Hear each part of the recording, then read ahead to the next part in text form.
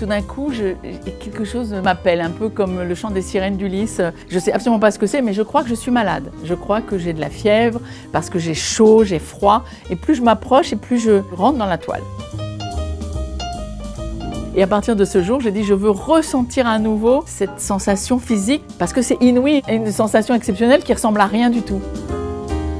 J'ai voyagé, j'ai commencé à prendre des trains, des avions pour aller voir les expos sur elle. Et le hasard de la vie a fait que j'ai rencontré énormément de gens qui l'ont connue. Cette complicité qu'elle a finalement, que Florence a avec cette femme, qui est devenue son amie, qui est devenue quelqu'un de très très proche pour elle, puisqu'elle a suivi sa vie, ses amis, elle a cherché partout pour tout savoir sur elle.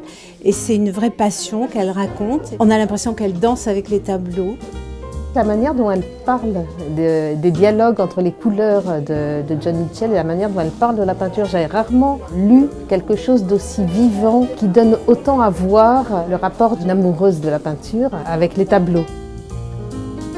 On disait de John Mitchell qu'elle entrait dans une pièce comme Katharine Hepburn franchissait la porte d'un saloon. Vlan, une allure, une présence, du bruit et une voix grave, proche de celle de Lorraine Bacall à une époque où les femmes devaient parler à voix basse. C'est comme ça que Big Joan, comme elle se surnommait les jours de colère, est entrée bruyamment dans ma vie, en star, et en claquant la porte à tous mes préjugés.